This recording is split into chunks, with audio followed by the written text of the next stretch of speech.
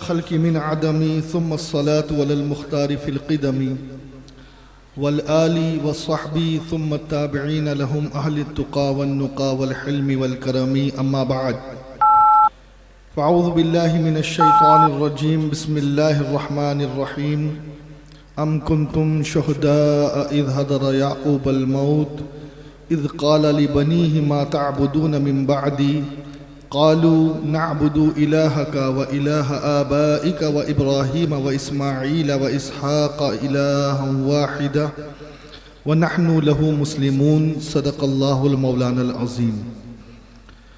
منبر رسول پر رونق افروز علماء ذوی الاحترام، ائمہ مساجد، حفاظ اکرام، صدر بزم حضرت مولانا شفیق رضوی صاحب قبلہ، نقیب بزم انجینئر سلمان رضوی صاحب، اور ابھی ہمیں اپنی مسحور کن آواز سے ہمارے کانوں میں رس گھولنے والے عالمی شہرت یافتہ ثنا خواں تالی قرآن حضرت حافظ و قاری محمد ریاض الدین صاحب اشرفی مبلغ سنی دعوت اسلامی، میرے سامنے بیٹھے بزرگوں، نوجوان ساتھیوں، پیارے بچوں، میں جس طریقے سے درود و سلام آپ کو پڑھاؤں میرے ساتھ مل کر بآواز بلند پڑھیں۔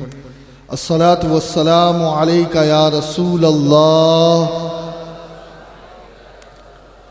آپ کی آواز سن کر تھوڑی تشویش ہو رہی ہے، چلیے میں ایک دعا دیتا ہوں، دیکھتے ہیں یہ دعا کس کو لگتی ہے۔ اے اللہ، جس کی آواز سب سے اونچی ہو نبی پر درود پڑھنے میں، اسے سب سے پہلے مدینے کی حاضری عطا فرما دے۔ اب دیکھتا ہوں میں کس کو پہلے مدینے جانا ہے۔ الصلاۃ والسلام علیکہ یا حبیب اللہ، الصلاۃ والسلام علیکہ یا نبی اللہ، وعلی آلک وَأَصْحَابِكَ یا نور اللہ صلی اللہ تعالی علیہ وسلم۔ جز اللہ عنا سیدنا محمدا صلی اللہ تعالی علیہ وسلم ما ہوا اہلو۔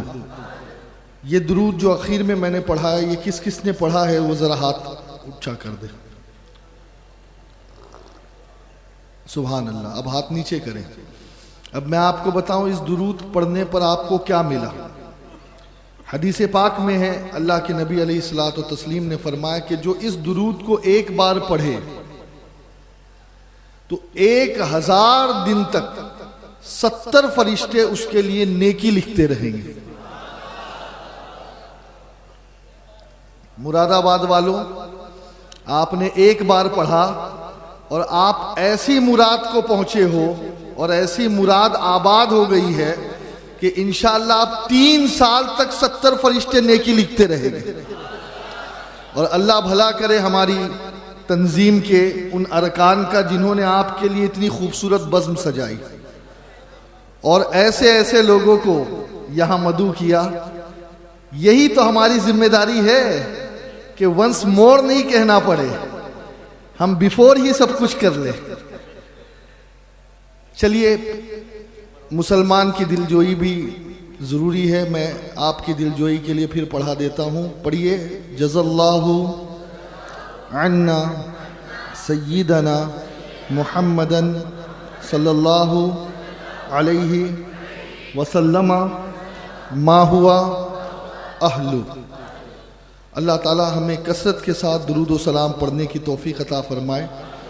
الحمدللہ، ایک پرمغز، مدلل، مفصل، دل کو ہلانے والا، رلانے والا، عشق رسول میں ڈبانے والا خطاب آپ خطیب اہل سنت، شہزادہ رسول، فخر خاندیش، مبلغ سنی دعوت اسلامی حضرت علامہ مولانا سید امین القادری صاحب قبلہ مدد اللہ النورانی سے سن چکے ہیں، اور حکم کے مطابق میں بھی ایک مخصوص عنوان کے ساتھ آپ کی بارگاہ میں حاضر ہوں۔ اللہ مجھے حق کہنے کی توفیق عطا فرمائے۔ لیکن کچھ عرض و معروض سے پہلے ہم بھی بڑا لمبا سفر کر کے آئے ہیں، تو کچھ انرجی، کچھ ریفلیکشن ہمیں بھی لینا ہوتا ہے آپ کی طرف سے، اور جب وہ جوش آتا ہے تبھی جا کر کے کچھ ہم کہنے کے قابل بنتے ہیں۔ اور ہم ایک چیز جانتے ہیں کہ حضور پر درود اور حضور پر نعت پڑھنے سے بہتر انرجی اور ایمان کی قوت حاصل کرنے کا کوئی ذریعہ نہیں ہے۔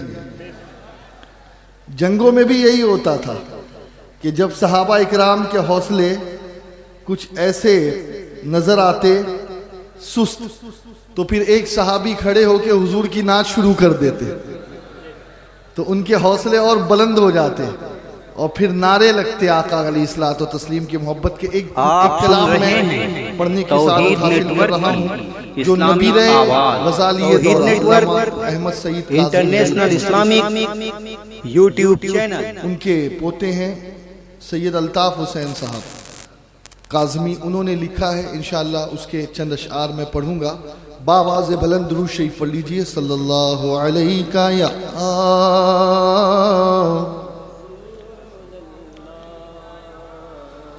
وسلم علیک یا حبیب اللہ۔ آپ بھی پڑھیے نا، صلی اللہ علیہ یا رسول اللہ۔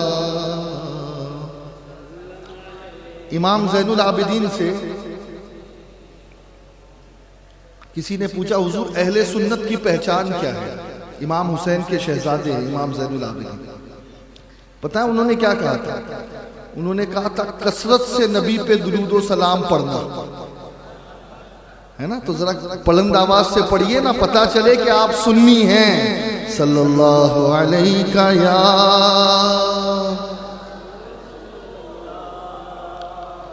وسلم علیک یا اللہ کی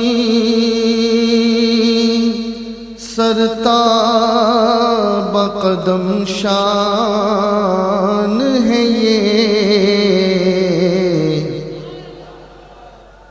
انسان نہیں انسان وہ انسان ہے یہ، انسان نہیں انسان وہ انسان ہے یہ مانا کہ آقا ہمارے بشر ہیں، مگر یہ بھی سن لو وہ خیر البشر ہے، انسان نہیں انسان وہ انسان ہے یہ۔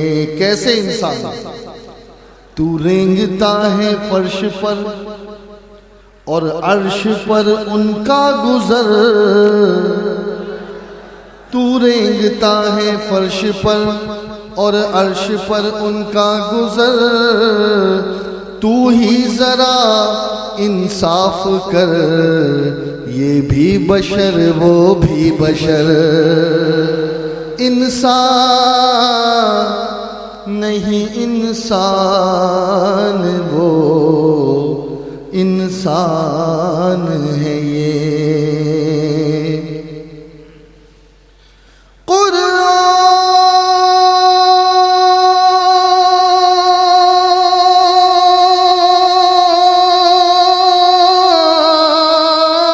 قرآن تو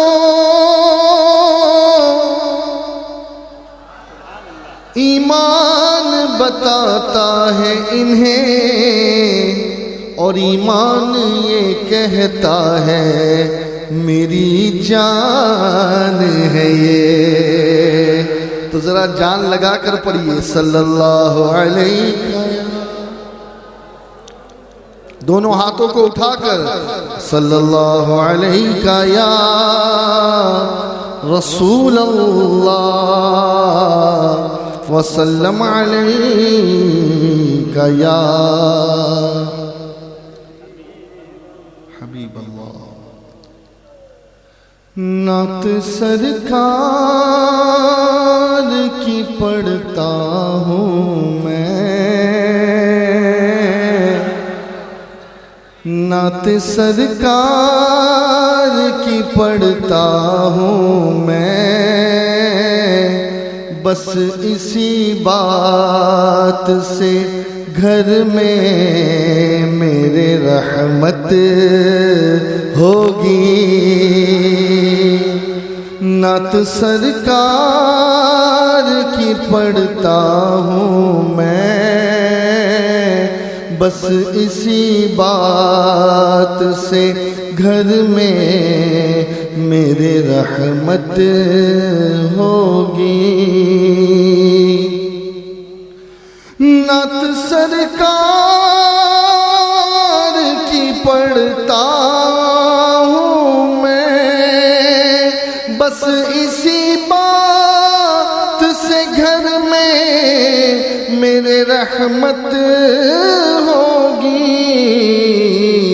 ایک تیرا نام وسیلہ ہے میرا، ایک تیرا نام وسیلہ ہے میرا، رنج و غم میں بھی اسی نام سے راحت ہوگی۔ نعرہ تکبیر، نعرہ رسالت، سید محمد قادری صاحب قبلہ۔ ایک تیرا نام وسیلہ ہے میرا، رنج و غم میں بھی اسی نام سے راحت ہوگی۔ کہیں یاسین، کہیں طٰہٰ، کہیں والشمس کہا، کہیں یاسین، کہیں طٰہٰ، کہیں والشمس کہا۔ ارے جس کی تعریف خدا کرتا ہے، جس کی تعریف خدا کرتا ہے، کتنی دلکش میرے محبوب کی صورت ہوگی۔ ارے جس کی تعریف خدا کرتا ہے، کتنی دلکش میرے محبوب کی صورت ہوگی۔ کہہ دو سبحان اللہ، ہاتھوں کو اٹھا کر کہہ دو یا رسول اللہ۔ یہ شعر اس کے لیے ہے جو مدینے سے لوٹ آیا ہے، اور انشاءاللہ ایسے تو آپ بھی اس کو سمجھیں گے، لیکن اصل جو کیفیت محسوس کرے گا وہ وہی جو حضور کے دربار میں جا چکا ہے۔ شاعر کہتا ہے کہ ان کی چوکھٹ، ان کی چوکھٹ، ان کی چوکھٹ پہ پڑے ہیں تو بڑی موج میں ہیں، ان کی چوکھٹ پہ پڑے ہیں تو بڑی موج میں ہیں۔ ارے لوٹ کر آئیں گے جب اس در سے، لوٹ کر آئیں گے جب اس در سے،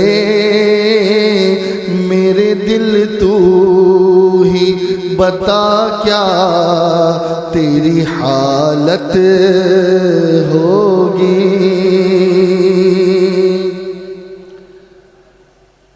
اور یہ شعر حاصل کلام ہے. دیکھیے الحمدللہ جو حضور کا عاشق ہوتا ہے وہ مرنے سے نہیں ڈرتا، نہیں ڈرتا. یعنی اگر کوئی کہہ دے ابھی مرنا ہے تو وہ ابھی حضور کے نام پر تیار ہے. اب اس کی وجہ کیا ہے؟ شاعر کہتا ہے یہ سنا ہے کہ بہت گور اندھیری ہوگی. گور یعنی قبر. یہ سنا ہے، یہ سنا ہے کہ بہت گور اندھیری ہوگی.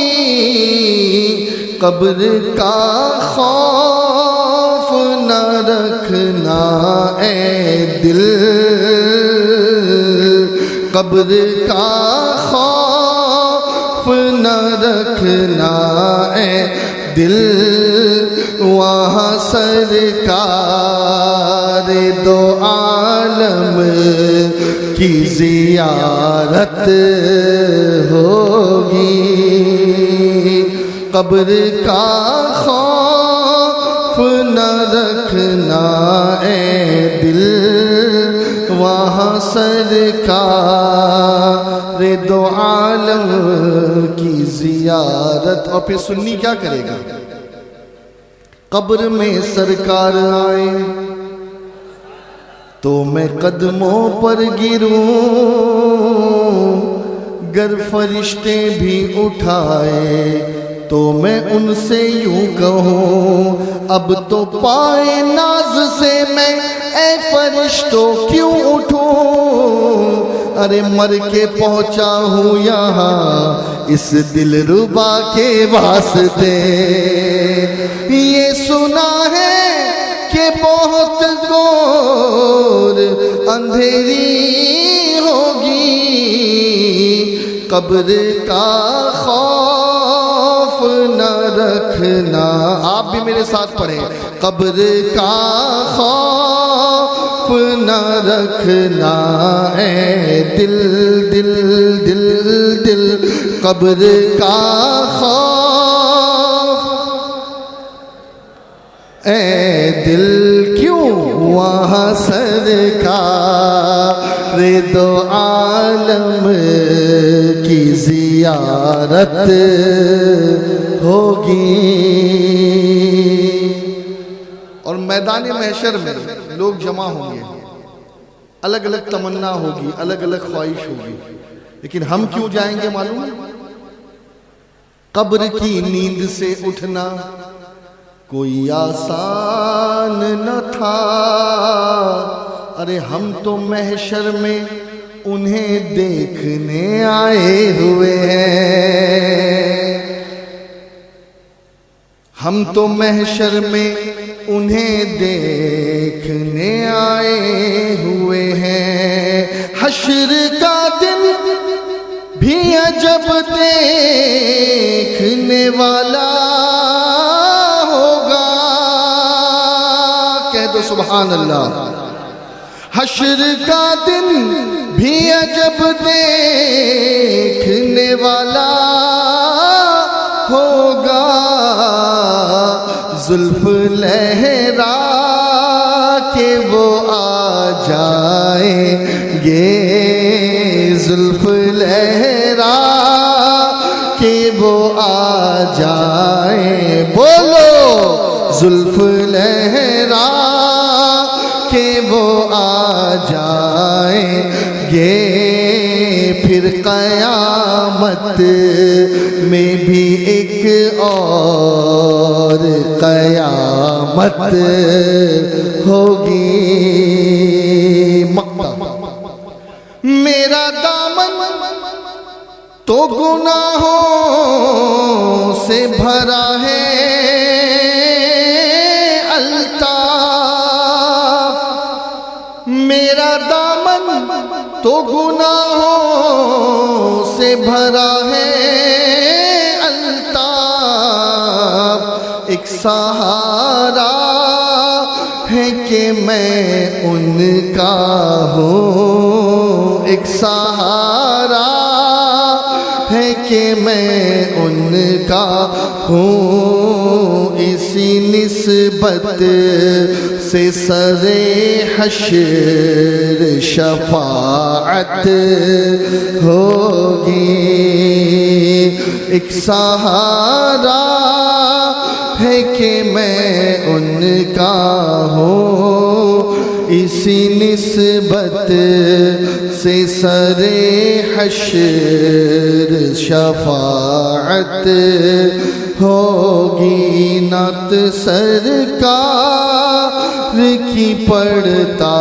ہوں میں، بس اسی بات سے گھر میں میرے رحمت ہوگی۔ نعرہ تکبیر، نعرہ رسالت، سید محمد قادری صاحب قبلہ۔ باواز بلند پڑھیں، الصلاۃ والسلام علیکہ یا نبی اللہ وعلی آلکہ واصحابکہ یا نور اللہ صلی اللہ تعالی علیہ وسلم۔ اس وقت ہم اپنے بھولے ہوئے اسباق یاد کرنے کے لیے یہاں جمع ہیں۔ اصلاح معاشرہ اسی وقت ممکن ہے اور اس وقت تک کہ اصلاح معاشرہ نہیں ہو سکتی جب تک کہ ہم نے جو وعدے اپنے رب سے کیے ہیں اس وعدے کے ساتھ ہم ایفا نہ کریں۔ آپ کو یاد ہے یا نہ یاد ہو، جب ہم ماؤں کے پیٹ میں آنے سے پہلے عالم ارواح میں تھے تو اس وقت اللہ رب العزت نے ہم سے یہ پوچھا تھا، الست بربکم، کیا میں تمہارا رب نہیں ہوں؟ ساری دنیا کے انسانوں سے اللہ نے پوچھا تھا، حضرت آدم سے لے کر کے قیامت تک آنے والے سارے انسان کی روح وہاں موجود تھی، اور سوال کیا تھا؟ ایک، الست بربکم، کیا میں تمہارا رب نہیں ہوں؟ ساری روحیں چپ، کسی کو جواب نہیں بن پڑے، کوئی جانتا ہی نہیں۔ ایک روح آگے بڑھی، اس روح نے کہا، قالوا بلا، ہاں ہاں تو ہی ہمارا رب ہے، تو ہی ہمارا رب ہے۔ اور اس ایک روح کا دیکھا دیکھی ساری ارواح بول پڑی، ہاں اے اللہ تو ہی ہمارا رب ہے۔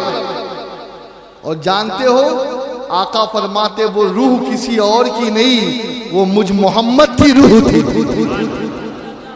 پتہ یہ چلا کہ دنیا میں اگر ہم نے رب کو رب مانا ہے تو وہ بھی محمد کی اتباع میں مانا ہے۔ اگر حضور خدا کو رب نہ کہتے تو کوئی رب کہنے والا نہ تھا، اور پوری دنیا کو توحید کا پیغام مصطفیٰ نے دیا۔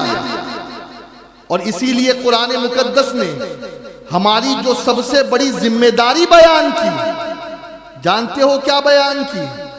انسان اور جنات، اللہ فرماتا ہے وَمَا خَلَقْتُ الْجِنَّ وَالْإِنسَ، کہ میں نے جن اور انسان کو پیدا ہی نہیں کیا، إِلَّا لِيَعْبُدُونَ، لیکن اگر پیدا کیا ہے تو صرف اپنی عبادت کے لیے پیدا کیا۔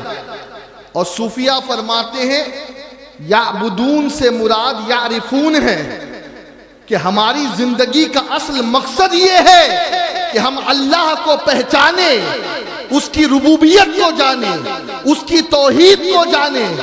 اور جو 5 ارکان ہیں اسلام کے، اس میں سب سے پہلا رکن توحید ہے، پھر رسالت ہے، پھر نماز، روزے، حج، زکوٰۃ، یہ تمام چیزیں ہیں۔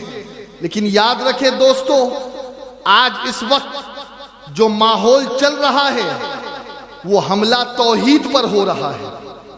ہماری توحید کو متزلزل کرنے کی کوشش کی جا رہی ہے.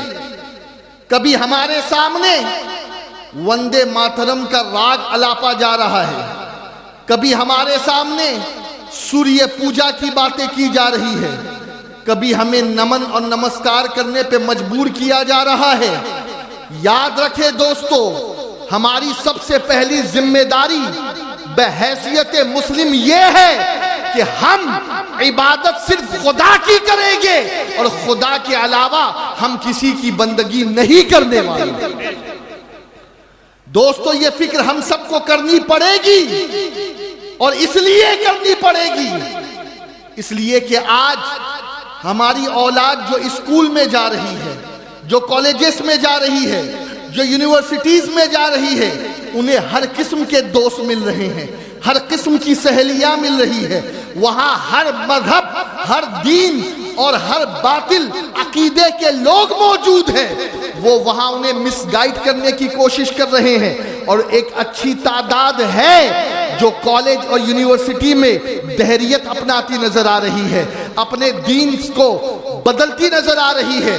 میرے پیارے آقا علیہ الصلوۃ والتسلیم کے پیارے دیوانوں، آؤ قرآن پاک کی جس آیے کریمہ کی تلاوت کا میں نے شرف حاصل کیا، سورہ بقرہ کی آیت نمبر 133 میں اللہ رب العزت جل شانہ نے حضرت سیدنا یعقوب علیہ السلام کا ذکر کیا.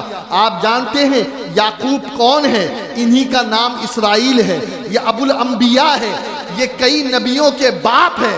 اور آپ جانتے ہیں اللہ رب العزت جل شانہ نے بنی اسرائیل میں کثرت کے ساتھ نبی پیدا فرمائے. لیکن سنیے، حضرت یعقوب کا آخری وقت ہے، حضرت یعقوب اس دنیا سے جانے والے ہیں، وقت وصال ہے. قرآن بیان کرتا ہے ام کنتم شہداء اذ حضر یعقوب الموت. یاد کرو جب یعقوب علیہ السلام کی بارگاہ میں موت حاضر ہوئی. ادب تو دیکھو، اللہ ہمیں نبیوں کا ادب بتا رہا ہے. آج بے ادب گستاخ کہتے مر گئے نبی، معاذ اللہ. ارے سنو، وہ تم اور ہم ہیں کہ ہمارے گھروں میں موت کا فرشتہ آتا ہے، ہماری روح قبض کر لیتا ہے، ہمیں موت آتی ہے. لیکن یعقوب وہ ہے کہ جن کی بارگاہ میں موت کا فرشتہ حاضری دیتا ہے. حاضری، حضر الموت، موت حاضر ہوئی. اور میرے آقا کی کیا شان ہے جو یعقوب کے بھی نبی ہے، کہہ دو سبحان اللہ. میرے آقا کی تو یہ شان ہے کہ بے اجازت جن کے گھر میں جبرائیل آتے نہیں، ارے قدر والے جانتے ہیں قدر و شان اہل بیت، کہ موت کا فرشتہ بھی کہتا ہے حضور آپ کہیں تو آپ کی روح قبض کریں. لیکن اب دیکھیں آپ، آج اگر ہمیں آخری وقت پتا چل جائے تو کیفیت کیا ہو. ہم اپنے بیٹوں کو بلائیں، ہم کہیں مجھے اپنی بیوی سے ملنا ہے، مجھے پراپرٹی بانٹنی ہے، مجھے بینک بیلنس بتانا ہے، فلاں خزانہ کہاں دفن کیا ہے وہ بتانا ہے، کس سے کتنا پیسہ لیا ہے، کس کو کتنا دینا ہے. یہ ہماری سوچ ہوگی. لیکن ایک نبی کی سوچ دیکھو، اس دنیا سے جا رہے ہیں، تشریف لے جا رہے ہیں، اور کیا کہہ رہے ہیں؟ اپنے بچوں کو جمع کیا. کیوں جمع کیا؟ ذرا غور کرو. کہا اذ قال لبنی، اے میرے بیٹو، ما تعبدون من بعدی، تم میرے بعد کس کی پرستش کرو گے؟ تم میرے بعد کس کو پوجو گے؟ تم میرے بعد کس کی عبادت کرو گے؟ پتہ یہ چلا کہ اے دنیا سے جانے والوں، یوں ہی مت مر جانا پیر رگڑتے رگڑتے، سسکتے سسکتے، بلکہ مرنے سے پہلے اس بات کا اہتمام کر کے جانا کہ جس دین پر تم قائم ہو، مرنے کے بعد تمہاری اولاد بھی اس مسلک پر قائم رہے، اس عقیدے پر قائم رہے. اب بچے بھی نبی کے بچے ہیں. ہمارے بچے ہوتے تو بے ادبی کے جملے کہہ دیتے. کیا جواب دیا؟ قالو ابا فکر مند نہ ہو، آپ رفیق اعلیٰ سے مل رہے ہیں نا، بے فکر ہو کر ملے. قالو کیا کہا؟ نعبد الہک، ہم عبادت کریں گے اس رب کی جو آپ کا رب ہے. ڈائریکٹ اللہ کی بات نہیں کرتے. یہ جو ڈائریکٹ جانے کی باتیں کرتے ہیں نا، وہ نبیوں سے کچھ سیکھے. نبی کی اولاد سے قرآن کا نعبد الہک، ہم عبادت کریں گے آپ کے رب کی. وہ الہ آبائک، صرف آپ کے رب کی نہیں بلکہ آپ کے باپ کے رب کی، آپ کے دادا کے رب کی، آپ کے اجداد کے رب کی. اور کون ہے؟ حضرت یعقوب کے باپ. آگے بیان کیا ابراہیم و اسماعیل و اسحاق، ابراہیم کے رب کی، اسماعیل کے رب کی، اسحاق کے رب کی. الہ واحدہ ونحن لہ مسلمین، وہ اللہ جو اکیلا ہے، اس کا کوئی شریک نہیں، اور ہم مسلمانوں میں سے ہیں. ہم نے تسلیم کر لیا. ابا جان، ہم کبھی اس دین سے نہیں پھریں گے. ہم ملت ابراہیم تھے، ہیں اور رہیں گے، اور ہم دین حنیف پر چلتے رہیں گے.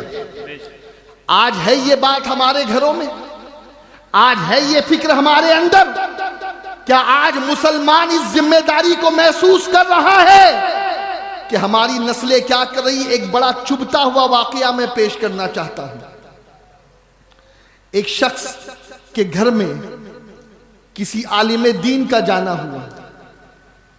انہوں نے کہا میرا بچہ کانوینٹ میں پڑھتا ہے. آپ جانتے ہیں لوگوں کو شوق ہوتا ہے. آج کل تو پتہ نہیں بڑا عجیب زمانہ آ چکا ہے کہ ہم جیسے لوگوں کے سامنے بھی لوگ اپنے بچوں سے گیت گنگناتے ہیں، ڈانس دکھواتے ہیں، نہ جانے کیا کیا کرتے ہیں. لیکن سنو، وہ بچہ سامنے آیا، کہا میرا بچہ بہت اچھی انگلش بولنے لگا ہے. استغفر اللہ، استغفر اللہ. ہمیں تو اس بات پر فخر کرنا چاہیے تھا کہ میرا بچہ بہت اچھا قرآن پڑھنے لگا ہے، میرے بچے کو 5 کلمے یاد ہے، میرا بچہ عاشق رسول ہے، میرا بچہ حضور پر درود پڑھتا ہے. اب فخر کرے بولے میرا بچہ انگلش بہت اچھی بولتا ہے. خیر، وہ جو عالم دین تھے انہوں نے اس بچے سے 2-3 سوال کیے. بیٹا کون سی کلاس میں پڑھتے ہو؟ اس نے جواب دیا. کیا سلیبس ہے؟ اس نے جواب دیا. ایک سوال کیا انہوں نے بچوں سے، Who is the Jesus Christ؟ بیٹا یہ بتاؤ کہ یسوع مسیح کون ہے، عیسیٰ کون ہے؟ جانتے اس بیٹے نے جواب کیا دیا؟ وہ دیندار گھر کا بچہ تھا، کسی دنیا دار گھر کا بھی نہیں تھا، تبھی تو مولوی آ رہے ہیں ان کے گھر پہ. اس بچے نے اس کے جواب میں کہا sir this is a simple answer. کہا what? Jesus Christ is the son of God. اس نے کہا عیسیٰ خدا کے بیٹے ہیں. معاذ اللہ. کہے تو سب مل کے معاذ اللہ. یہی تو ہے جو ہماری توحید کا جنازہ نکالا جا رہا ہے، اور ہم بے فکر ہو کر کے سن رہے ہیں اور ہمیں ہوش تک نہیں ہے. میں یہاں دعوت فکر دوں گا. آج ہماری اولاد کانوینٹ میں جا رہی ہے، آج ہماری اولاد شردھا آشرم میں جا رہی ہے. اے مسلمانوں، وہ وقت کب آئے گا جب تم اپنی خود کی اسکولیں قائم کرو اور وہاں آنے کے بعد ہمارا بچہ کوئی کلمہ کفر نہ بولے، یا نبی سلام علیک پڑھے، مصطفیٰ جان رحمت پڑھے، قصیدہ بردہ پڑھ کے مصطفیٰ کی بارگاہ میں سلام پیش کرتا نظر آئے. سبحان اللہ. بچپن سے شرک سکھایا جا رہا ہے، مجبور کیا جا رہا ہے، شکشاؤں میں شرک کی تعلیم دی جا رہی ہے. دوستو، پہلی ذمہ داری ہماری شرک سے اپنے آپ کو بچانا ہے، اور دوسری ذمہ داری حضور کی محبت کو سینوں میں محفوظ کرنا ہے. یہ یاد رکھیں کہ اگر آپ کسی پر محنت کر کے کسی کو عاشق رسول بناتے ہیں تو یہ اتنا بڑا کمال نہیں ہے جتنا بڑا کمال اس بات میں ہے کہ کسی عاشق رسول کو گستاخ بننے سے بچایا جائے. آپ سن رہے شیر ہیں شہل سنت توحید مولانا حشمت علی نیٹ خان سے کسی نے ورک، پوچھا اسلامک تھا آواز. آپ توحید لوگ نیٹ ورک इंटरनेशनल जब इस्लामिक अहमद रजा YouTube साहब की चैनल। बातें करते हैं, आला हजरत करते हैं, ये तो बताओ उन्होंने कितने लोगों को मुसलमान बनाया, जरा आंकड़ा तो बताओ। शेर बेशी अहले सुन्नत दबे नहीं, उन्होंने जवाब दिया, सुन तू ये कहता है कि मेरे इमाम ने कितनों को कलमा पढ़ाया, अरे ये बात अपनी जगह है, ये पूछ कि मेरे इमाम ने करोड़ों लोगों को बेईमान होने से बचा लिया। सुभान अल्लाह, नारे तकबीर, नारे रिसालत, फैजान आला हजरत। आज भी अगर कोई इमाम अहमद रजा के मसलक से रूगर्दानी करता नजर आएगा, याद रखो आज नहीं तो कल जाकर वो ठोकर जरूर खाएगा और अंधेरी खाई में गिरेगा। इसलिए कि इस दौर में इश्क रसूल का नाम इमाम अहमद रजा है। और मेरे प्यारे आका अलैहिस्सलात व तस्लीम के प्यारे दीवानों, मसलक आला हजरत नाम किस चीज का है ये मैं बता दूं। ये किसी खानदान की बपौती का नाम नहीं है या पीरी मुरीदी का नाम नहीं है। मसलक आला हजरत की सही तारीफ सुनो, हुजूर की ऐसी ताजीम और हुजूर को ऐसा मानना जैसा मानने का हुक्म अल्लाह ने कुरान में दिया, और जिस तरीके से हुजूर की ताजीम सहाबा ने करके दिखाई, इसी का नाम मसलक आला हजरत। नारे तकबीर, नारे रिसालत। और कुछ नहीं है। अगर कोई इससे हटके कोई तारीफ करे तो वो तारीफ अधूरी, ये मुकम्मल तारीफ है। तो दोस्तों, दूसरी हमारी सबसे अहम जिम्मेदारी है कि इश्क रसूल की शम्मा हमारे बच्चों के दिल में रोशन रहे, हमारे दिल में रोशन रहे। और आका ने हुक्म दिया है, अद्दिबु औलादुकुम अला सलासा खिसाल, हुब्ब नबियुकुम व हुब्ब अहली बैती व क़िराअह। आका ने फरमाया, अपनी औलाद की घुट्टी में 3 बातें पिलाओ, अपने नबी की मोहब्बत, नबी की आल की मोहब्बत और कुरान की तिलावत की मोहब्बत। ये हमारी जिम्मेदारी। और याद रखो, तौहीद की जहां तक बात है, सबसे पहला कलमा जो हमें अपने बच्चों तक ट्रांसफर करना है, वो कलमा क्या है मालूम है? ला इलाहा इल्लल्लाह। सब मिलकर कह दें, ला इलाहा इल्लल्लाह। अब हदीस सुनिए आप। अगर आपने ला इलाहा इल्लल्लाह से, हम किससे स्टार्ट करते हैं? बेटा बोलो अम्मी, अब्बा, दादा, भाई, पापा, अस्तगफिरुल्लाह। ये सब नहीं, ये सब ना सिखाओ ना, ये सब पढ़ने से कुछ नहीं मिलने वाला। उसे सिखाना है, उसकी जबान पर अगर वो बोलना शुरू करे जो पहला कलमा है तो वो अल्लाह का नाम आए, वो ला इलाहा इल्लल्लाह है। और आका करीम अलैहिस्सलाम क्या फरमाते हैं? सुनो, गौर से सुनो। आका फरमाते, जिसका अव्वल ला इलाहा इल्लल्लाह है और जिसका आखिर हर्फ ला इलाहा इल्लल्लाह है, अब अगर वो बीच में 1000 साल की जिंदगी पाए और मर जाए, लेकिन अव्वल ला इलाहा इल्लल्लाह और आखिर ला इलाहा इल्लल्लाह है, तो अल्लाह उसके 1000 साल के गुनाहों को माफ कर देगा। अल्लाह उसके 1000 साल के गुनाहों को माफ कर देगा।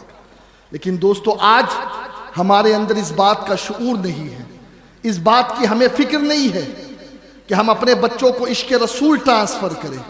और सुनो, सहाबा बैठा करके अपने बच्चों के सामने नबी की वाक़यात सुनाया करते थे, नबी की विलादत सुनाया करते थे कि जब मुस्तफ़ा पैदा हुए तो किस तरीके से आलम में नूर बरस रहा था। ये वो चीजें हैं कि जब हम अपने बच्चों को बताएंगे ना, बेटा ये चांद चांद चांद, तो बच्चा चांद को देखता है तो चांद की अजमत उसके दिल में बैठती है। लेकिन उसे बताओ, बेटा सुनो, यही वो चांद है जो मुस्तफा का खिलौना था, जहां उंगली करते चांद झुकता नजर आता। इमाम कहते हैं चांद झुक जाता जिधर, उंगली उठाते महद में, क्या ही चलता था इशारों पर खिलौना नूर का। तो बच्चा समझेगा, अरे जिसका खिलौना इतना अजीम है वो नबी कितना अजमत वाला होगा। उसे सूरज के सामने रख करके ये मत बताओ कि ये सूरज ही सब कुछ है, नहीं, اسے یہ بتاؤ یہ سورج ہے ایک جئی کے لوٹا ایک ٹکڑے ہوئی گوا، ایک جئی کے لوٹا ایک ٹکڑے ہوئی گوا، شمس و قمر تمرے غلام پیارے نبی، یہ بتاؤ کہ چاند مصطفیٰ کا کھلونا ہے، اشارہ کیا تو چاند نے اپنے سینے کو چاک کر دیا، اور یہ سورج وہ ہے کہ جب مصطفیٰ نے اشارہ کیا تو ڈوبا ہوا سورج دوبارہ طلوع ہو گیا۔ یہ عظمتیں بتانی پڑے گی۔ اور میرے پیارے آقا علیہ الصلوۃ والتسلیم کے پیارے دیوانوں، ہم خود اپنے بچوں کو کچھ گندی عادتیں سکھاتے ہیں۔ آقا نے فرمایا، بخاری کی حدیث ہے کہ اپنے ماں باپ پہ لعنت مت کرو۔ کیا فرمایا آقا نے؟ بولیے۔ اپنے ماں باپ پر لعنت۔ صحابہ نے عرض کی، یا رسول اللہ کوئی اپنے ماں باپ پہ لعنت کیوں کرے گا؟ اب غور سے سنو، مصطفیٰ کریم فرماتے جب تم کسی کی ماں کو گالی دو گے تو وہ تمہاری ماں کو گالی دے گی، تم کسی کے باپ کو گالی دو گے وہ تمہارے باپ کو گالی دے گا۔ پتہ یہ چلا کہ معاملہ یہ ہے کہ نہ تم کسی کے ماں باپ کو برا بھلا بولو، نہ وہ تمہارے ماں باپ کو برا بھلا بولو۔ لیکن آج ہم اپنے بچوں کی تربیت اس نہج پر کر رہے ہیں، ہم بھول چکے ہیں اپنی ذمہ داری۔ ہمارے بچے ایسی گندی گندی گالیاں دیتے ہیں کہ اللہ کی قسم بزرگوں نے اپنی زندگی میں وہ گالیاں نہیں سنی جو آج کے چھوٹے چھوٹے بچے دیتے نظر آتے۔ کس نے سکھایا یہ گالی؟ کس نے اسے تربیت دی ہے گالی دینے کی؟ ماننا پڑے گا سب سے پہلی دانشگاہ اولاد کے لیے اس کی ماں ہے، اس کے بعد اس کا باپ ہے۔ جو ماں سے سیکھا، جو باپ سے سیکھا، وہی بیٹا کرتا نظر آ رہا ہے۔ آقا نے کیا فرمایا؟ ایک واقعہ سن لیجئے۔ ایک چور تھا، بہت چوریاں کی، پکڑا گیا، اسے سولی پہ چڑھایا گیا، پوچھا گیا کوئی آخری خواہش؟ تو اس نے کہا میں میری ماں سے کچھ بولنا چاہتا ہوں۔ ماں کو بلایا گیا، جیسے ہی ماں آئی تو اس نے اپنی ماں کو زد و کوب کیا، ماں کا کان چبا دیا اس نے، مائک ٹائسن کی طرح۔ لوگ حیران کہ یہ سلوک کر رہا ہے اپنی ماں کے ساتھ۔ کہا تجھے شرم نہیں آتی؟ جاتے جاتے بھی، مرتے مرتے بھی تیرا سلوک تیری ماں کے ساتھ یہ ہے۔ اس نے پلٹ کر جواب دیا، آج اگر میں اتنا بڑا چور بنا ہوں نا تو یہ میری ماں کی وجہ سے بنا ہوں۔ اگر میری ماں جب میں نے پہلی مرتبہ چوری کی تھی، دوسری مرتبہ چوری کی تھی، اگر اس وقت وہ میری گرفت کرتی تو آج نوبت یہاں تک نہیں پہنچتی۔ آج جو میں اتنا بڑا گنڈا بنا ہوں یہ سب صدقہ میری ماں کا ہے، اور یہ قصور میری ماں کا ہے۔ اے ماں باپ، پہلے اپنے آپ کو سنوارو۔ جب تک تم نہیں سدھرو گے تمہاری اولاد۔ آج ماں باپ پریشان ہیں، ہمارے بچے ڈرگز یوز کر رہے ہیں۔ ابھی ایک حال ہی میں کیس ہو گیا کہ عید کے دوسرے دن ایک بہت اعلیٰ گھرانے کا بچہ پوری رات غائب رہا، دوسرے دن وہ ملا۔ عمر کیا تھی معلوم ہے؟ صرف 12 سال، صرف 12 سال۔ جب پوچھا گیا کہ بیٹا کہاں غائب تھے تم، اس بچے نے کہا مجھے تو کچھ بھی نہیں پتا، میرے کچھ دوست لوگ مجھے لے گئے تھے، انہوں نے مجھے کچھ پلایا، اس کے بعد میں ایسے بے ہوش ہوا کہ دوسرے دن 12 بجے میری آنکھ کھلی۔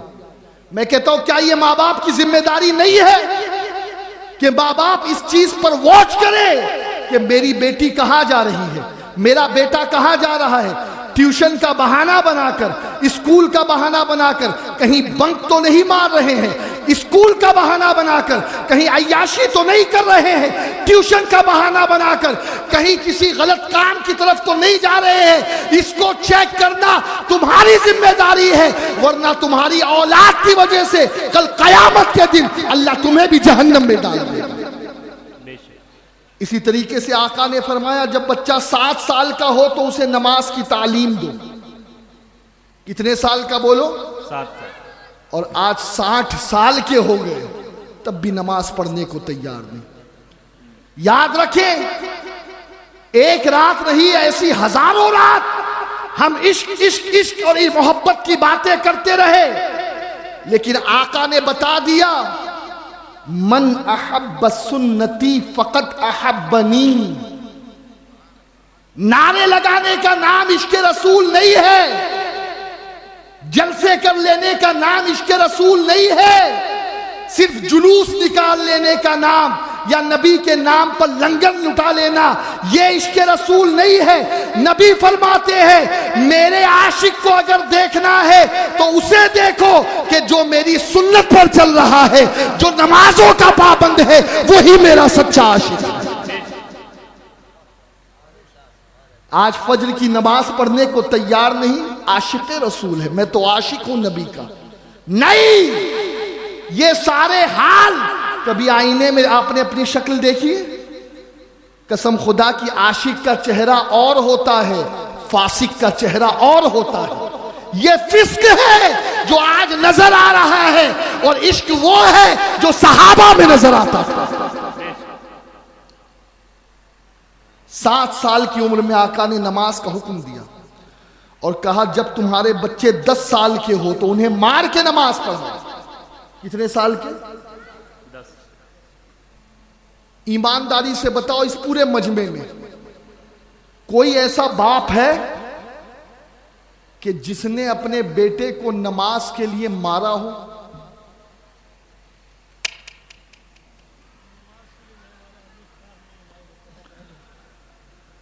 ٹیوشن کے لیے ماریں گے. بچے نے اگر ایگزام میں نمبر کم لائے تو اس کی پٹائی ہوگی، لیکن باپ آج تک کبھی اس لیے اپنے بچے کو نہیں مارا کہ وہ نماز نہیں پڑھتا. اور سنو، وہ مارے گا بھی کس منہ سے جب خود بے نمازی ہے؟ تو وہ بچے کو مارنے کا جواز کیا رکھتا ہے؟ بچہ پلٹ کر کہہ دے گا پہلے خود تو سدھرو پھر ہمیں سدھارنا. باپ تو ٹی وی کے سامنے بیٹھا ہے، باپ تو میچ دیکھ رہا ہے، آئی پی ایل دیکھ رہا ہے، اور بیٹے سے کہہ رہا ہے جاؤ نماز پڑھو. یاد رکھو ایسی تبلیغ بے اثر ہے. پہلے خود نمازی بنو، تمہارا بچہ خود بخود نمازی ہو جائے گا. بابا فرید الدین مسعود گنج علیہ رحمت،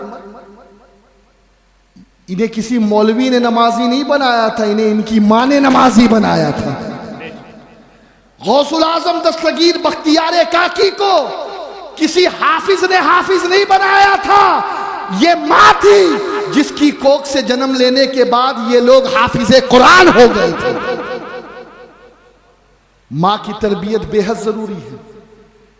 اور 10 سال ہی کی عمر میں آقا فرماتے ہیں بستر الگ کر دو. آج تو بے حیائی یہ ہے کہ بچے اور بچیاں جوان ہو گئی اور ایک بیڈ پر سو رہے ہیں. معاذ اللہ. ایک گھر میں جانا ہوا، اتفاق سے نظر پڑ گئی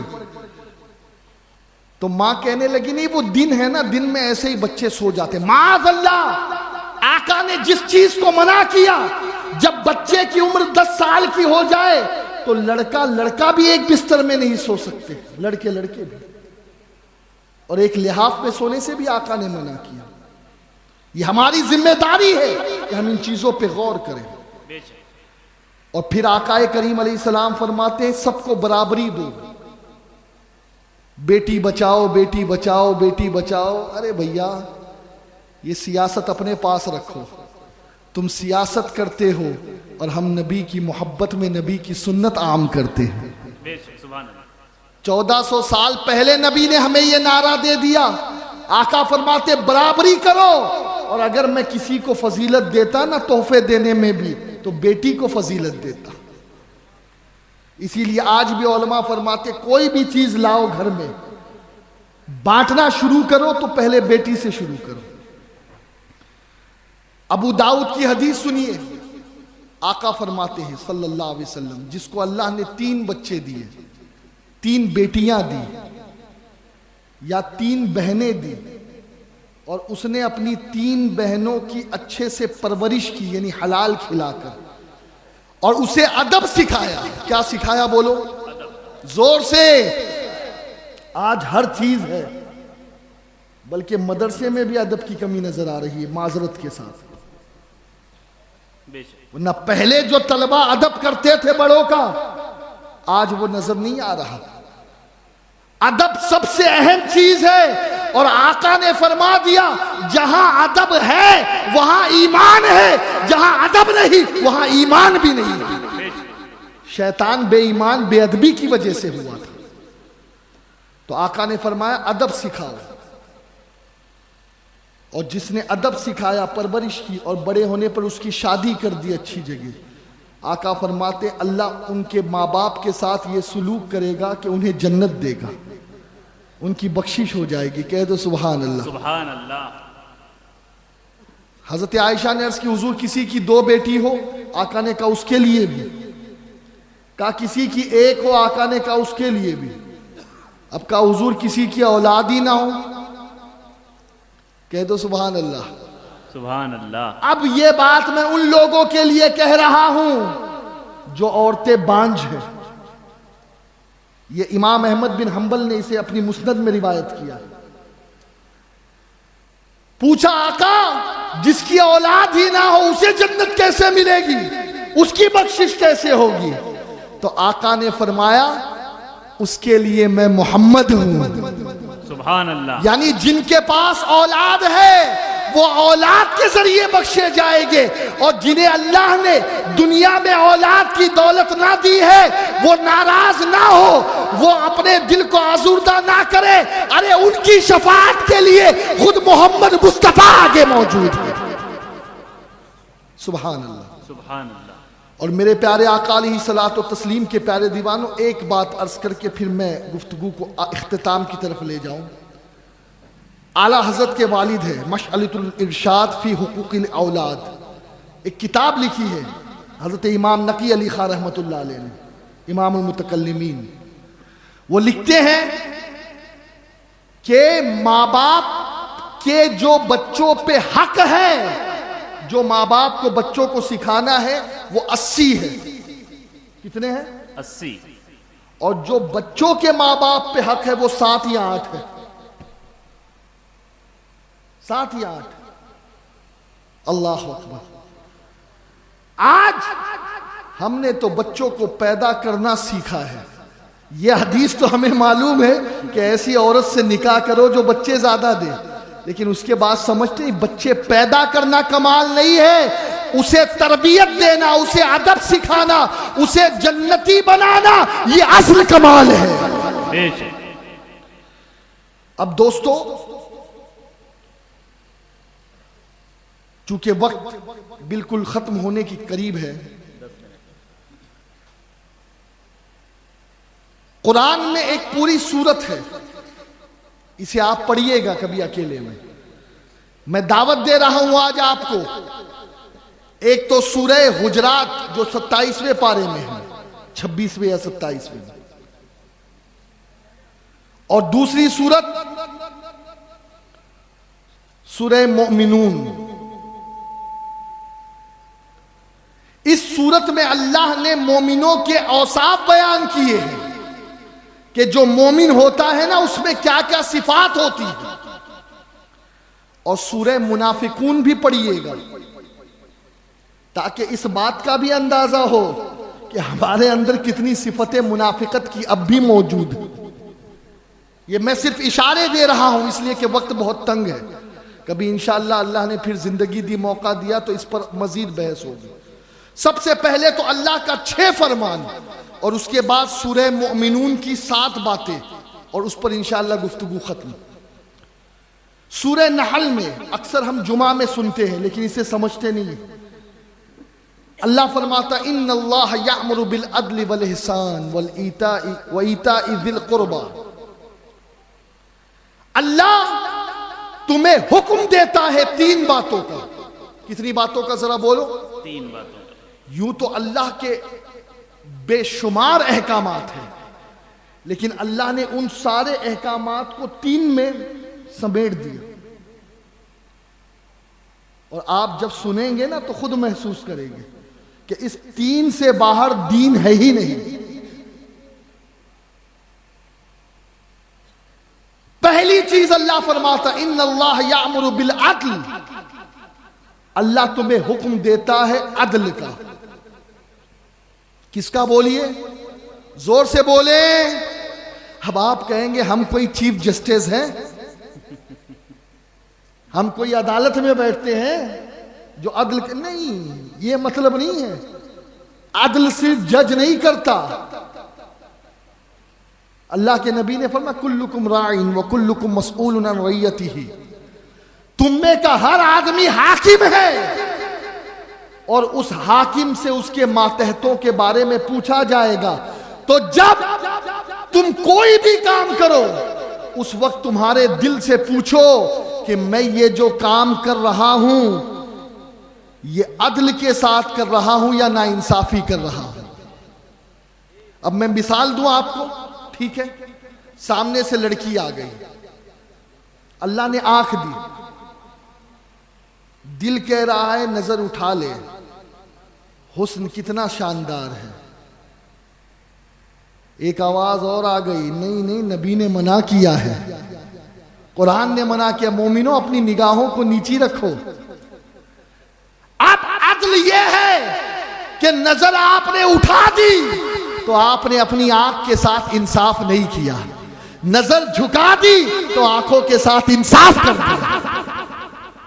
آپ کا ہاتھ اٹھ گیا کسی کو مارنے کے لیے، فوراً ذہن میں یہ بات آئی کہ مار، جواب آیا نہیں، یہ ہاتھ مارنے کے لیے نہیں ہے، یہ ہاتھ تو سہارا دینے کے لیے. آقا نے فرمایا ظالم کی بھی مدد کرو اور مظلوم کی بھی مدد کرو، اپنے بھائی کی مدد کرو، چاہے وہ ظالم ہو چاہے مظلوم ہو. صحابہ نے کہا حضور مظلوم کی مدد تو سمجھ میں آتی ہے، ظالم کی مدد کیا ہے؟ آقا نے فرمایا مظلوم کی مدد تو یہ ہے کہ اسے سہارا دو، اور ظالم کی مدد یہ ہے کہ اسے ظلم کرنے سے روک دو. پیروں کا بھی یہی کام ہے. اگر یہ پیر زنا کے اڈے کی طرف جا رہے ہیں، یہ پیر سنیما گھر کی طرف جا رہے ہیں، یہ پیر اگر نماز کو چھوڑ کر کرکٹ کی طرف جا رہے ہیں، تو یہ پیروں کے ساتھ تم نے انصاف نہیں کیا. پیروں کے ساتھ انصاف یہ ہے کہ ان پیروں کو اللہ کے گھر کی طرف بڑھاؤ. تو انصاف سمجھ گئے نا. دوسری چیز اللہ نے فرمایا احسان. کیا فرمایا؟ احسان. زور سے بولو احسان. ایسے احسان کا ترجمہ اعلیٰ حضرت نے نیکی کیا، لیکن میں جو حدیث کی روشنی میں احسان کا مطلب سمجھ کے حدیث جبریل کی روشنی، حدیث جبریل میں جب جبریل نے آقا علیہ السلام سے پوچھا آقا احسان کیا ہے، تو آقا نے کیا فرمایا تھا؟ ان تعبد اللہ، کہ تم اللہ کی عبادت ایسی کرو کأنک تراہ، کہ تم اللہ کو دیکھ رہے ہو. کہہ دو سبحان اللہ. تم بندگی ایسے کرو کہ گویا تم اللہ کو دیکھ. اور اگر یہ نہیں کر سکتے تو کم از کم یہ تصور ہو کہ اللہ آپ کو. تو احسان کا مطلب یہ ہے کہ جہاں بھی جاؤ، جہاں بھی رہو، چاہے سعودی میں جاؤ، چاہے قطر میں جاؤ، چاہے امریکہ میں جاؤ، چاہے مراد آباد میں رہو، کہیں بھی رہو، احسان کا مطلب یہ ہے کہ تمہارے ذہن میں یہ بات ہو کہ میرا رب مجھے دیکھ رہا ہے، دیکھ رہا ہے، دیکھ رہا ہے. یہ ہماری ذمہ داری ہے. اور تیسری چیز، ان اللہ یامر بالعدل والاحسان وایتاء ذی القربى، اپنے رشتہ داروں کے ساتھ مہربانی کرو، حسن سلوک کرو. آج پوری دنیا کو بانٹتے ہیں، رشتہ دار بیچارے محروم ہیں. اور 3 باتوں سے اللہ نے منع بھی کیا، وَيَنْهَا عَنِ الْفَحْشَاءِ وَالْمُنْكَرِ وَالْبَغْيِ، 3 چیزوں سے روکا. ایک تو بے حیائی سے رک جاؤ، یہ ننگے پن چھوڑ دو. یہ انٹرنیٹ میں یہ موبائل کا مس یوز جو آج کا نوجوان کر رہا ہے، رات بھر کیا کر رہا ہے. اور ماں باپ کتنے بے غیرت ہیں. ان بچوں سے زیادہ تو مجھے ماں باپ پہ تعجب ہوتا ہے کہ تم منع نہیں کر سکتے اپنی بیٹی کو، تم روک نہیں سکتے اپنے بیٹے کو، بیٹا یہ رات کے 2 بجے واٹس ایپ دیکھنے کا ٹائم نہیں ہے، انٹرنیٹ یوز کرنے کا ٹائم نہیں ہے. بیٹا یہ ٹائم سونے کا ہے، اگر نیند نہیں آ رہی تو اٹھ اور تہجد کی نماز پڑھ، قرآن کے 2-3 رکوع کی تلاوت کر لے۔ بے غیرتی کی انتہا، فحشاء والمنکر، اور اللہ نے ہر برائی سے روکا۔ اور نمبر 3، اور یاد رکھو دوستو، یہ حیا جو چیز ہے نا، حیا یہی اصل ایمان ہے۔ آقا نے فرمایا جہاں حیا ہے وہیں ایمان ہے، جہاں ایمان ہے وہی حیا ہے، یہ دونوں ساتھ ساتھ ہے۔ اور آقا فرماتے ہیں ان میں سے جب ایک اڑ جاتی ہے تو دوسرا بھی خود بخود اڑ جاتا ہے۔ پتہ یہ چلا کہ اگر کسی کا حیا اڑ گئی تو پھر اس کا ایمان بھی چلا جائے گا، ایمان نہیں روک سکو گے۔ اور اخیر میں سورہ مومنون میں اللہ نے 7 باتوں کا حکم دیا ہے۔ کتنی باتوں کا؟ یہ نوٹ کر لے آپ، مجھے یقین ہے کہ آپ کے موبائل فون آن ہوں گے اور آپ ریکارڈ کر رہے ہوں گے۔ پہلا حکم اللہ نے دیا کہ وہ مومن کامیاب ہوا۔ پہلی ذمہ داری مسلمانوں کی، الذین ہم فی صلاتہم خاشعون، جو نمازوں میں گڑ گڑاتے ہیں۔ نماز تو سب پڑھتے ہیں بھائی، مومن کی پہلی ذمہ داری یہ ہے کہ جب وہ نماز کے لیے کھڑا ہو تو جب کہے اللہ اکبر تو اس کا روا روا کانپنے لگے کہ یقیناً میں اس کی بارگاہ میں کھڑا ہوں جس سے بڑا کوئی ہے ہی نہیں۔ لیکن تعجب ہے، آج تھانے دار کے سامنے کھڑے ہو تو کانپتے ہو، آج وکیل کے سامنے کھڑے ہو تو کانپتے ہو، آج جج کے سامنے کھڑے ہو تو کانپتے ہو، لیکن نماز میں اس احکم الحاکمین کے سامنے کھڑے ہو لیکن ہمارے بدن پر کپ کپی طاری نہیں ہوتی۔ اللہ ہمیں وہ نماز عطا فرمائے کہ نماز بھی ہو اور اللہ کی خشیت بھی ہو۔ وہی نماز اللہ کی بارگاہ میں مقبول۔ حضور کی ایک حدیث سن لو، لا صلاۃ الا بحضور القلب، کہ جس کا دل نماز میں حاضر نہیں ہے، جو بے دلی سے پڑھ رہا ہے، وہ اس کی نماز نماز ہی نہیں ہے۔ ڈرو اللہ سے۔ نمبر 2، والذین ہم عن اللغو معرضون، جو مومن ہوتا ہے نا وہ ہمیشہ بیکار کی باتوں سے دور رہتا ہے۔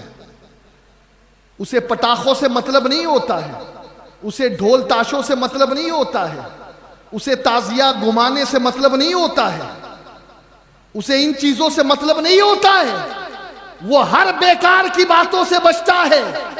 وہ شادی بیاہ میں ناچ گانے نہیں کرتا، وہ شادی بیاہ میں ڈی جے نہیں بجاتا، وہ شادی بیاہ میں ڈھول تاشے نہیں بجاتا، وہ شادی بیاہ میں خرافات نہیں کرتا۔ ہر قسم کی بیکار باتیں، جو بھی بیکار باتیں ہیں جس میں کوئی فائدہ نہیں، مومن اس سے بچتا ہے۔ یہ دوسری ذمہ داری ہے مومن کی۔ تیسری ذمہ داری اللہ فرماتا ہے والذین ہم لزکاۃ فاعلون، اللہ فرماتا ہے کہ مومن جو ہوتا ہے اس کی تیسری ذمہ داری یہ ہے کہ وہ زکوٰۃ ادا کرتا ہے۔ کیا ادا کرتا ہے؟ مفسرین نے اس کی 2 تفسیر بیان کی ہے۔ ایک تفسیر تو یہ ہے کہ یہی جو 2.5% دینا ہے، اور دوسری تفسیر کیا ہے معلوم ہے؟ للزکاۃ فاعلون، یعنی تمہارا جو فعل ہے، تمہارے ہر عمل کے اندر تزکیہ شامل ہو۔ تم اپنے عمل کی زکوٰۃ نکالو۔ اور عمل کی زکوٰۃ کا کیا مطلب ہے؟ یعنی تم جو بھی عمل کرو خدا کا خوف تمہارے دل کے اندر ہونا چاہیے۔ نمبر 4، بڑی اہم چیز، اور دوستو آج تو میں یہ سمجھتا ہوں کہ اس سے بڑھ کر کوئی ذمہ داری مومن کی ہے ہی نہیں، اس لیے کہ اس وقت بے حیائی عروج پر ہے۔ آج سے لے کر پچھلے 1400 سالوں میں کبھی کسی نے اتنا بے حیائی کا دور نہیں دیکھا ہوگا جو اس وقت چل رہا ہے۔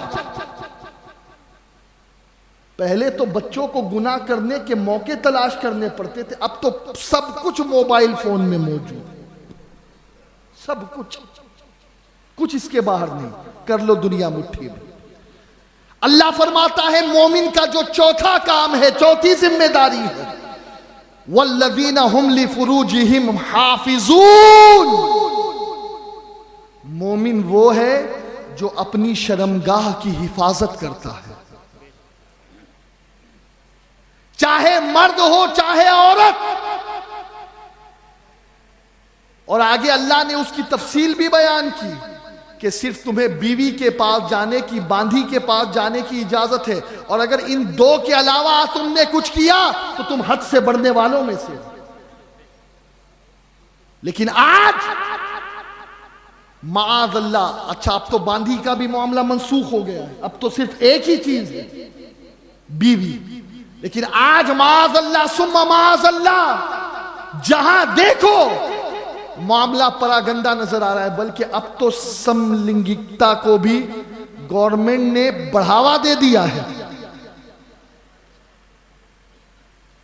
جی باقاعدہ لا بنا دیا ہے کہ اگر دو مرد بھی چاہے تو آپس میں شادی کر کے رہ سکتے ہیں، بولو معاذ اللہ۔ اقبال کہتے ہیں کہ دیتا ہے یہی درس سرے شام کا سورج، دیتا ہے یہی درس سرے شام کا سورج کہ مغرب کی طرف جاؤ گے تو ڈوب جاؤ گے۔ یہ ساری گندگی یورپ اور امریکہ سے آ رہی ہے، اور ہم اتنے نادان ہیں کہ ہم آنکھ بند کر کے اسے قبول کیے جا رہے ہیں۔ یہ ہمارے بھارت کی بھی تہذیب کبھی نہیں رہی ہے۔ اور ایک حدیث آقا فرماتے جس نے زبان اور شرمگاہ ان دونوں کی حفاظت کی ضمانت لے لی کہ زبان کا مس یوز نہیں ہونے دیں گے، شرمگاہ کا مس یوز نہیں ہونے دیں گے، آقا فرماتے میں محمد اسے جنت کی گارنٹی دیتا ہوں۔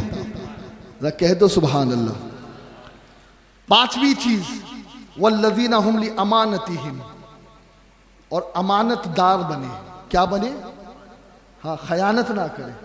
چھٹی ذمہ داری وعہدیہم راعون، اور جو عہد کو پورا کرے، پرومس کو۔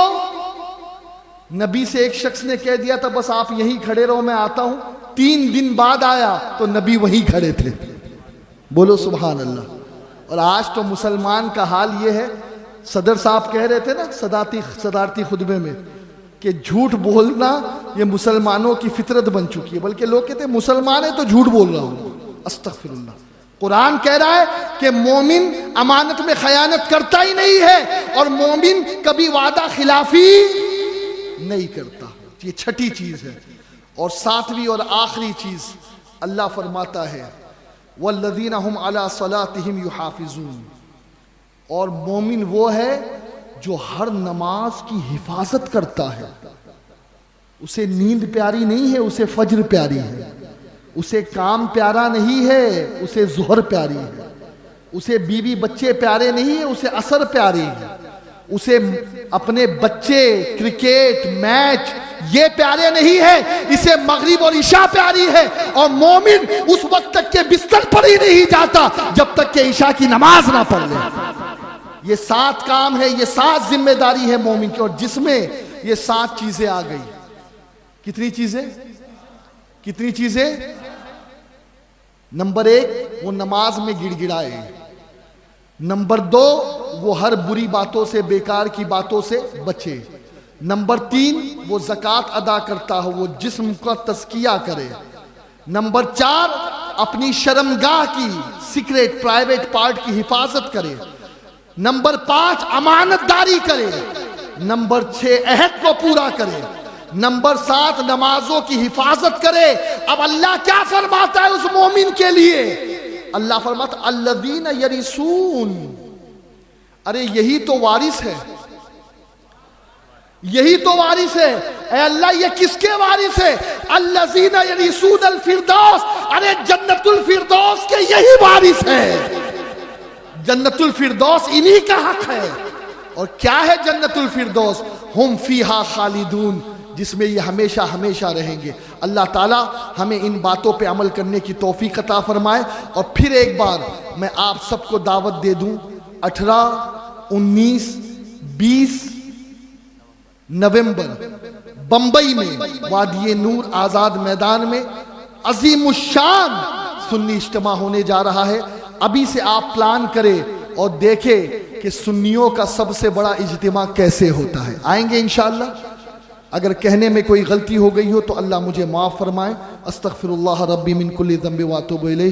لا الہ الا اللہ محمد رسول